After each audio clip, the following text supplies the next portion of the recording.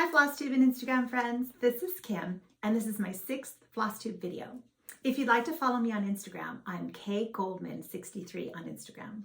So welcome back.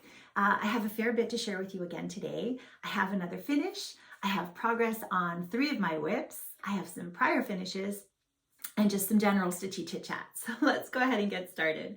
First of all, I want to say thank you to my friend Devin. Hi Devin. Devin sent me a Christmas card, which was so sweet of her. Devin has a Flosstube channel as well, and you can find her at Hoops and Needles on Flosstube.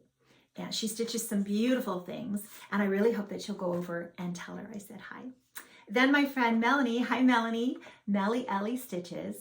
She mentioned me on her last Flosstube video and gave me a lovely shout out. So sweet of you, Melanie. Thank you so much. I have been following Melanie since the beginning of her channel, and I won a giveaway at one point early on. And so she's just absolutely the sweetest. And I really hope that you'll go over and watch her video and tell her I said hi. So then I wanted to say hi to Tanya. Hi, Tanya. Tanya had asked me, I had shared this sticker book on my last video, and she didn't understand what the sticker book was all about, why I was so excited. I had forgotten. I first saw this book from Liz Matthews, Hello from Liz Matthews, had shared it on a Flosstube video. And then I remembered seeing, so Brenda and the Serial Starter, Laura showed that she had her current book of days for the 2020 year, right? And she was sharing with Brenda that she had been keeping up on her book, and she opened up and had the page and all of the stickers from the sticker book she had, scattered throughout, and along with all of the projects that she was doing. And Brenda was like, oh, that looks terrific. You've been keeping up. Not only have you been keeping up, but all those stickers look great. What's that all about? And Laura said, yeah, I have the sticker book, and I've just really been having fun, putting the stickers in there. And Brenda was pretty much, I think, green with envy. she had a case of, oh my gosh, you have it, I have to have it as well, which you totally do. And she went and took a note of what the book was, and she's like, I'm ordering that. As soon as we're done filming this video, I'm going and ordering one of those. And she subsequently ordered a few of them. And so the next time they had another episode, Brenda shared her calendar and opened the page, and she had stickers scattered through the entire page. It was beautiful and glorious and so much fun. So that's what the sticker books are all about. Now, I know you can get them. I'm going to duck down real quick. I know you can get them. I got mine on Amazon, but you can also now, I heard that they were available at Costco, and I really hope that maybe if you guys want to join along, you can find them at one of those places. So, okay, so that was that. Now I want to share a prior finish because, let's see, Garden Girl 49 on Instagram saw this on my wall and asked me about, I think she was wanting to know how I had framed it. So this is a bird study, or I can't remember exactly what the name of the chart is, but it's a Kathy Barrick, and this is just a 5x7 frame, thrift store frame, and you can see that I have a piece of twine. So what I did, I'm going to show you the back. It's probably easier just to show you than describe it. And I used double-sided acid-free tape to tape this piece down. I used a piece of Gorilla duct tape, let's see if I can best show this, to attach the twine to the back. And then I literally just stapled, wound it through the hanger and stapled it on there. Nothing's affixed too permanently around here. And that way it just rests on the top of the frame because it didn't fit. It just didn't fit in the frame. So it rested in anyway, just another way that I have finished a few things. So that made me think of a couple of others I pulled off the wall to share that I've kind of done something similar.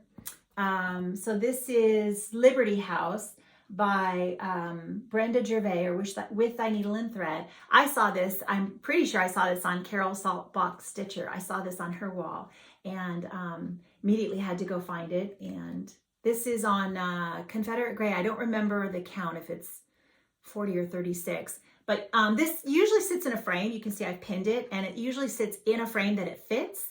But I probably needed the frame for something else and still wanted to hang this on the wall. So I did much the same thing. I just stapled the twine, duct taped it to the back. And when it's hanging up, it actually hangs up kind of high on my wall. And so you don't really see the pins, and you don't see, and it doesn't flop around when it's hanging on the wall. So there was that one. So pardon me again while I lean down here a little bit. And then one more that I noticed I did the same thing with. Again, it doesn't have, usually this will sit on an easel, but I probably wanted to put it on the wall. And I did the same thing. I just did the twine and duct tape. And then it hangs against the wall. And so the wall color is what obviously is going to show through in the blank spaces. And it looks great. So there's that idea for another way to, if something doesn't fit perfectly in a frame, I find that I have done this a few times.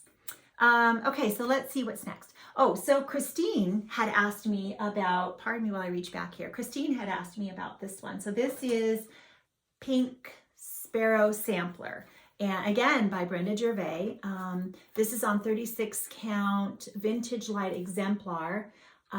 This has been in several different frames as well. And I actually really like it in this frame. So it's been in here for a bit.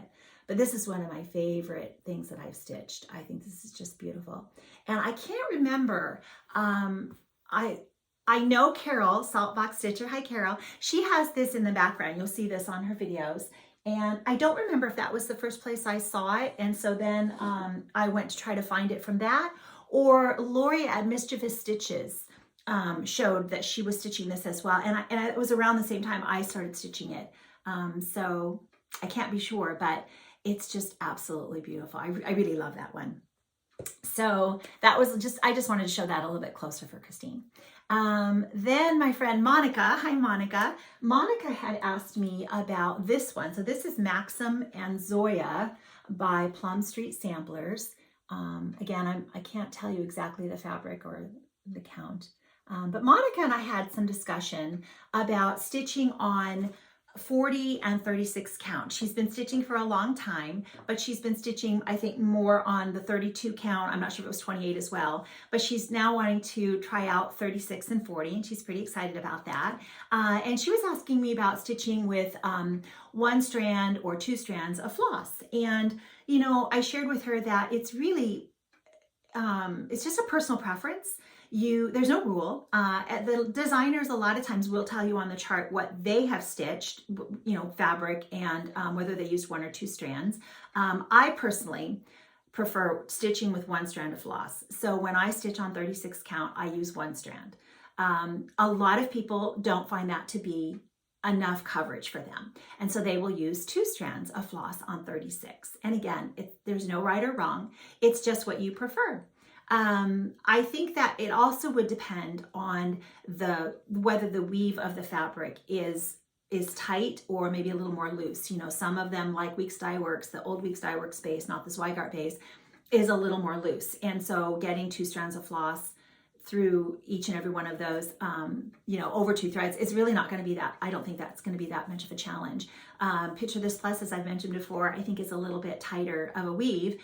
And so again, you know, just experiment, have fun, see what you like, what you prefer. I have a finish that's on 36 and it's one strand of floss over two strands of linen thread. And so I will show you what that looks like and give you an idea.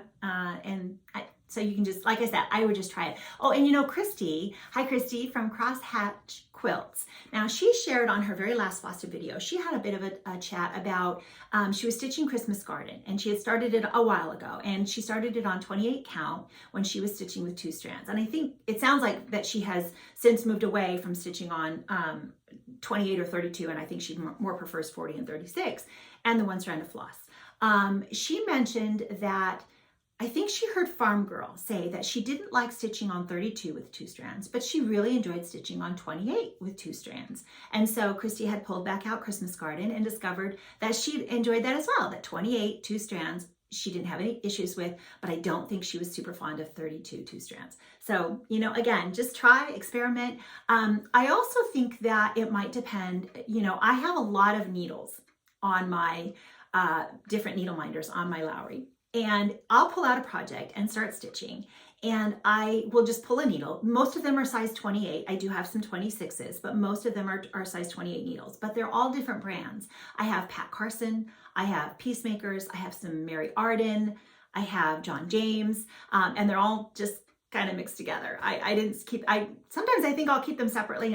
I don't. And I just will try different needles because people will say, you know, oh, this is my favorite needle. And so I'll order some and try them. So what I tend to do is I keep the needles all just in a pile And when I pull out a project and I start stitching, I'll grab a needle and start stitching with it. And if I think, oh, I really like this needle, I like the way it's pulling through the fabric, I like it with this floss, then I will tend to set that needle on a different needle minder, probably the one that's holding my chart, on top of my fabric. I magnet my chart, and I will tend to put the needles that I like on those needle minders, and then I'll grab another needle and stitch, and if I like it, it goes on that needle minder, and if I don't like it, I tend to put it on a different one far away and remind myself, you didn't like that needle for this project, so don't use that one again. And then as I'm stitching for a few hours, I have a good selection of needles to choose from, and when I pull a new project out a few days later, I just start all over again and make a new pile of needles. So that works for me. Okay, so let's see what's next. So that's a little bit of conversation about that 40 and 36. I hope that helps, Monica.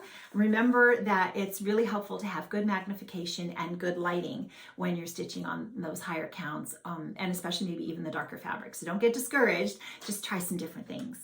Okay, so I think that I can probably share my finish with you now. This is a Lila Studio chart, and it's called A Quaker Welcome, and I stitched this on 36 count Meadow Rue with, as I said, 1 strand of floss over 2 fabric threads, linen threads, and I stitched it with all of the called for overdyes, and there were a couple of DMCs in there as well. And the only thing that I changed was, whoops, oh goodness. So you can see, like I said, nothing is ever permanently affixed or attached. And I don't know that this frame will be the final choice for this piece. It fits perfectly. And for now, it's going to stay in here, but I haven't decided on color going forward. If you've been watching me, it's not like I have a lot of videos out, but if you've been watching me, you know that I move things around a lot. And if you see something in a frame and you think, I don't think that's the best choice, stay tuned, come back, watch again, because it may not be in that frame the next time you see. So anyway, I was saying that the only thing I changed on this was this beautiful, I think this is grapefruit, if I remember right. And I changed, this was supposed to be in the onyx, and I changed that color. My friend Lisa, hi Lisa, at Lisa Abby's Needleworks, she's stitching this as well. And she started, and I know she changed the color of the flowers up here to represent, I don't know if she's using the grapefruit or she changed the colors, but she, instead of using the black everywhere. Now I think that was a great idea, and it's beautiful already. I loved this chart just the way it is. And so I really decided not to complicate things and try to make changes when I was really happy with this. This is one of my favorite market releases, and I believe this is the only one that I bought right away after market. I think the only thing that I noticed, so these little doodads up here, as I stitched one of them, there was only 1 or 2 spaces. And then as I stitched my way around and got to the other one, I noticed that there were 2 or 3 spaces. And I think that was an error on the chart, only because I looked at the picture and it looked like it was evenly spaced on either side. And I would have put an extra space. I would have moved it over 1 if I had started at that place, but unfortunately by then I wasn't going to unpick it. And I don't stitch necessarily 1 X at a time, and so really it's a little bit more involved to go back, and versus if you're stitching 1 X at a time, I think it's a little easier to frog. But I decided that wasn't important enough. Let me get really close for you and see. It's not, stretched. It's just loosely pinned. And see if you can get a good feel for, this is 1 strand, like I said, of floss on 36. So I don't know if that helps you. I don't know how much you can see. I'm trying to peek around.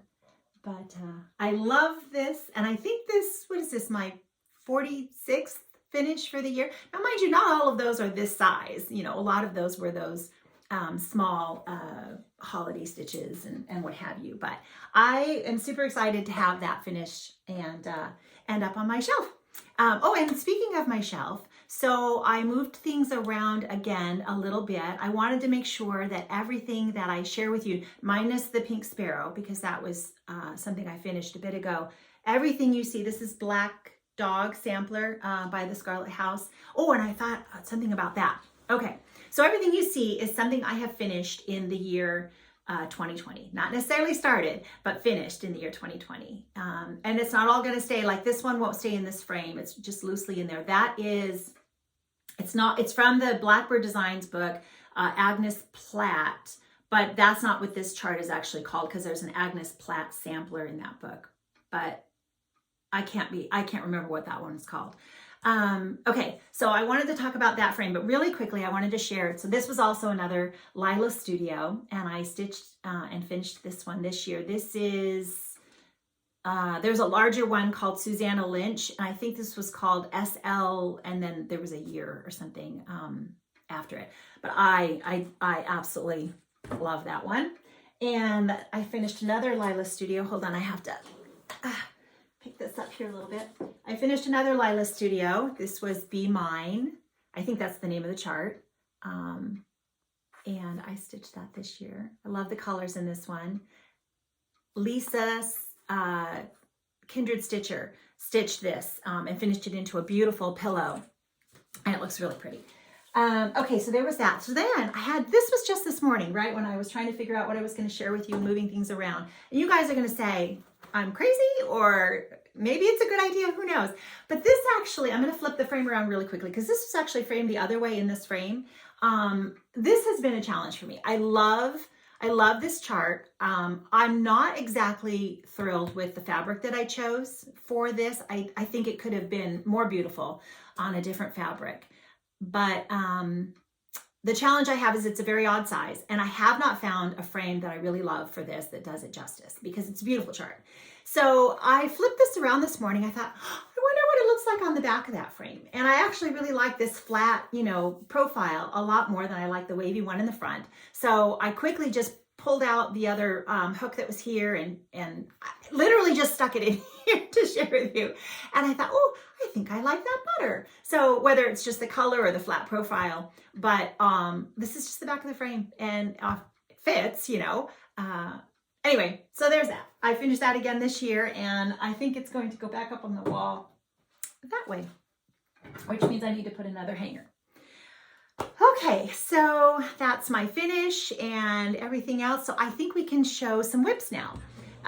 This is going to be no particular order. Let's just pull these out and see. Let's do this one first. So this is Isabella Johnstone, and I showed this to you last time. And since then, I have stitched the cow, which I couldn't take it. I had to work my way up, and before I put it away, I stitched the cow, and then the two trees on the side here. Now, just a couple of things to share quickly. I went into a little more detail last time about the floss I was using. I wanted to clarify that when I said I was using Attic Tea, which is the silk that was called for, I was using the silk threads on just the two, and it was Attic Tea, and I said I used it for the leaves. I meant the leaves around the border, okay? So that's where that is. And then I do believe there's a few, places where it's called for inside. And then I used the silk on the cow, and I used Shaker White, which I think is gassed, for the, instead of the other the called for color on the inside of the cow. The only challenge I had now, this is the DMC that's charted, but it doesn't show up on my fabric. And so the same thing, when I tried to stitch the horns on the top of the cow, it just didn't show up on the fabric. So I took it out and decided that I would wait and either pick a darker color or maybe just not stitch the horns. And when I have to, there's an alphabet that's in this color, and it goes right across here. I'm going to have to make some substitution because it's not going to be dark enough to show up.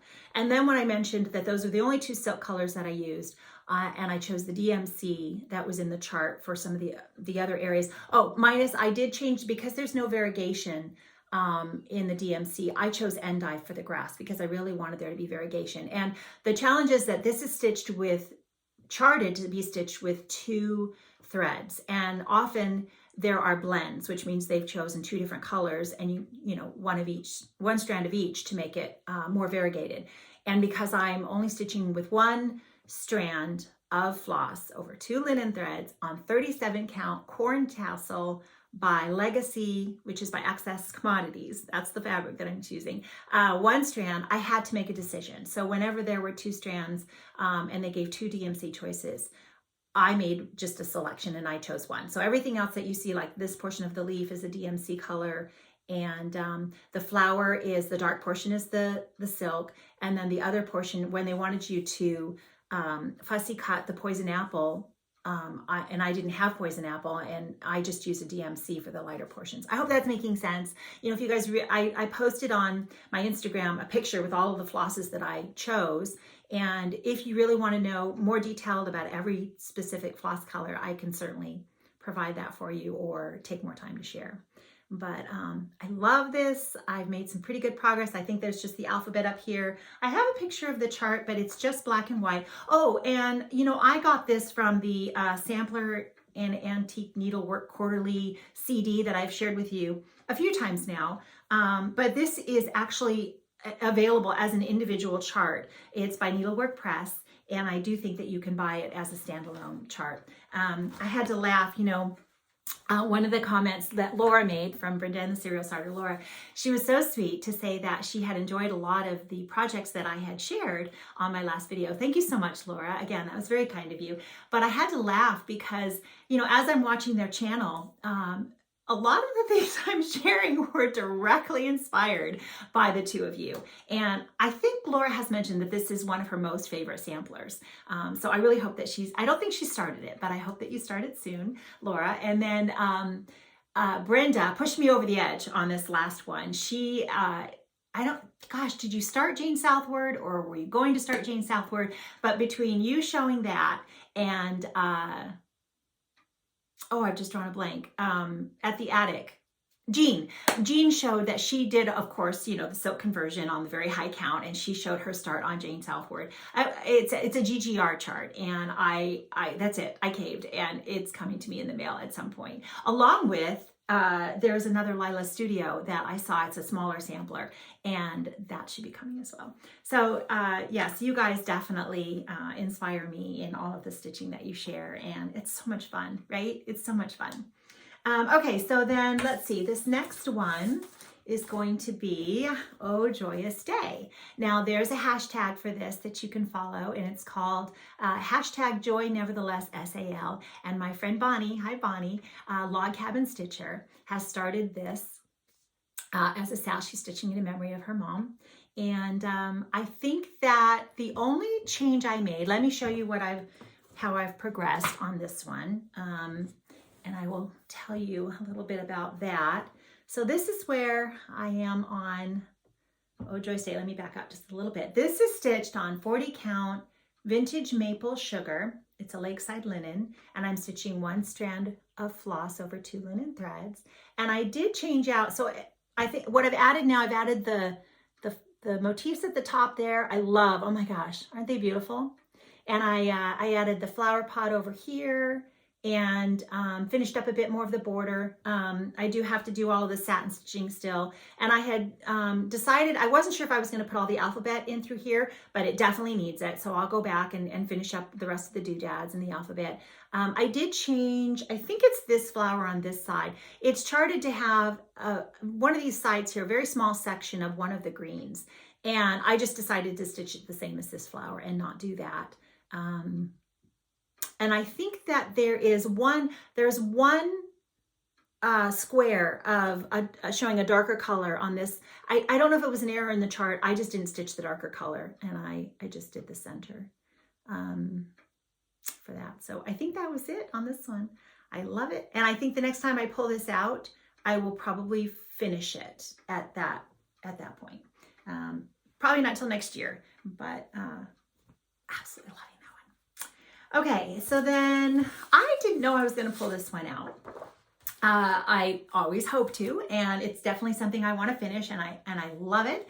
But I think that Celeste Creates kept showing and talking about this one. Christy at Crosshatch Quilts also mentioned they're going to start this as their January 1st start. Obviously, I'm talking about Smith Sampler by the Scarlet House. Cindy C Stitches on Instagram, I think she's also starting this. Hi, Cindy. Is going to be a New Year's start for her. And any number of people are probably going to pull this out and continue or start it. This is one of my favorites. I'm stitching this on 46 count Confederate Gray by Weeks Dye Works, the new Zweigart base with all of the silks. I splurged for the silks, and it's lovely stitching with the silks. I have a couple of things to share about this one. Okay, so the one thing I did, I counted and counted and counted, but when you start from the wrong place, that's not very helpful. So this tree here, I counted up, and as I started to add all these others, I realized I was off, and it's like, how can I be off? Well, what I did is I started one stitch too high, and so it's supposed to be butted up to the grass like that one, and it's not. So I compensated at the top. Everything else will be correct. It won't affect all of that, but I just have to decide whether I'm going to add this bottom row here to fill that in or not. And as long as I make the same changes on the tree on the other side, because everything's symmetrical, it won't matter.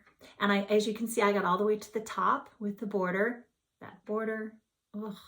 Oh, and if you want to see this finished, Carol Saltbox Stitcher on her last video, she shows this finished and framed. And she also shows a Red Deer sampler framed at the same time. Oh my gosh. Oh my gosh. I can't even. Okay, so the other thing I wanted to mention was, if you'll notice this little peacock on the bottom, and if you look very closely, you'll see that while the chart and the design is symmetrical, I think in every other way, this one little peacock here, if you'll notice, it's the third over. This one on this side, and this is how it's charted. It's actually the fourth over.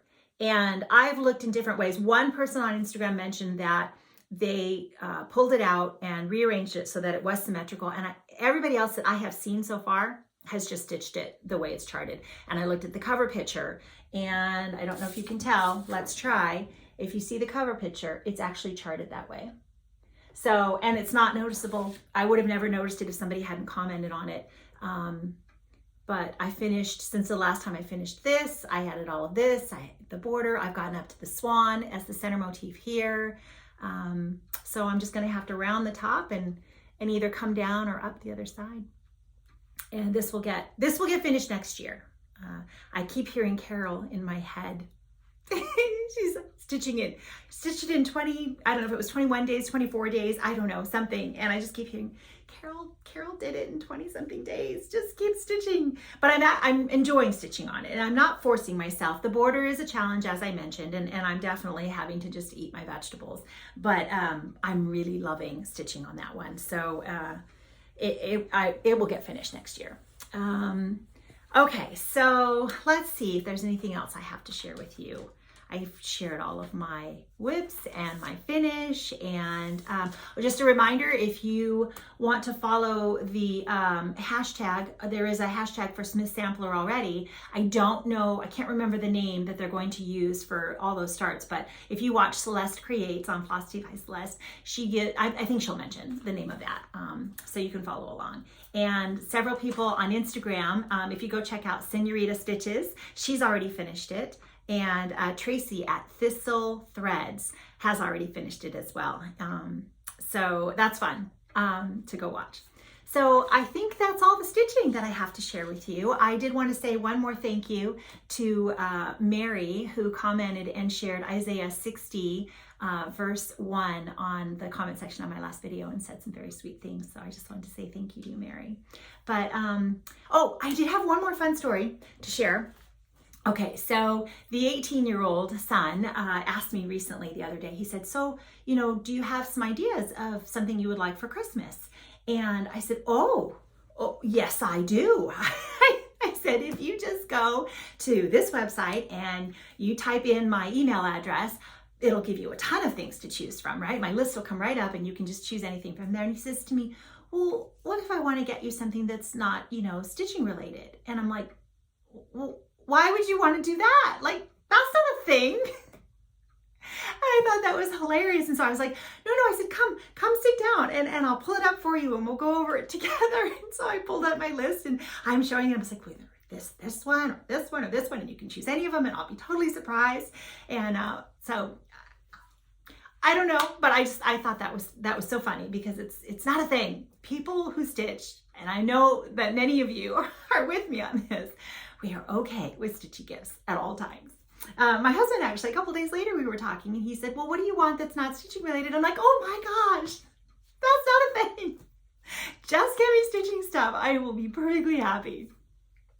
Anyway, so I thought that was funny. You guys, I thank you again so much. I have some scripture to share. I hope that you'll stay, but if all you're here for is the stitching, then again, thank you for visiting with me. Christmas is around the corner. If you celebrate, I hope that you have a Merry Christmas, and I look forward to seeing you again, perhaps in a couple of weeks. So take care. For those of you who are still with me, I have 3 scriptures to share with you today. You know, for many of us, we're struggling, me included, either you personally or maybe you know someone, you know, a loved one.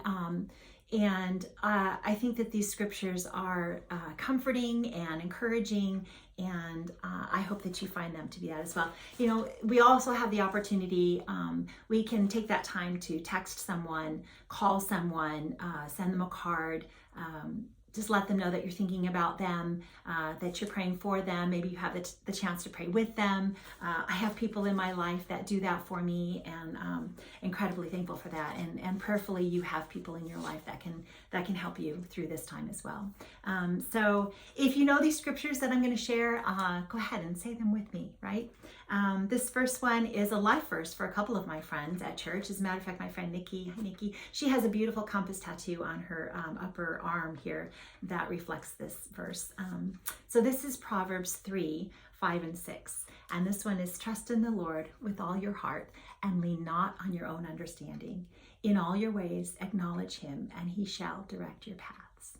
I think the important thing there is to remember, trust in the Lord. You know, the Lord, Jesus Christ, is the object of our faith. And that's the most important part of that. Romans 8:18. For I consider the sufferings of this present time are not worthy to be compared with the glory which shall be revealed in us. Again, I think it's a good perspective for me. It keeps my eyes just, you know, heavenly minded. A good reminder. And then this last one, Proverbs 18:10. The name of the Lord is a strong tower. The righteous run to it and are safe.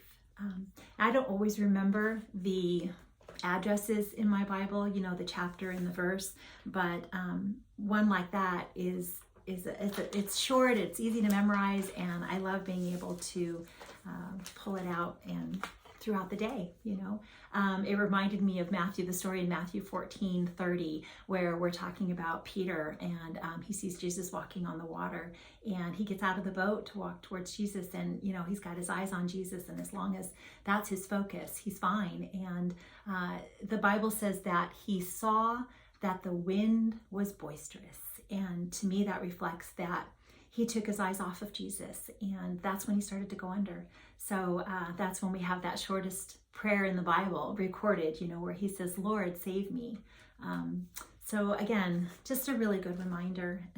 I hope that, you know, as Christmas is approaching, that we have time to meditate and reflect maybe on Isaiah 9:6 or the beginning of Luke, the beautiful story, you know, talking about the birth of Jesus, and then also, you know, the shepherds and the angels. And I love that portion of scripture.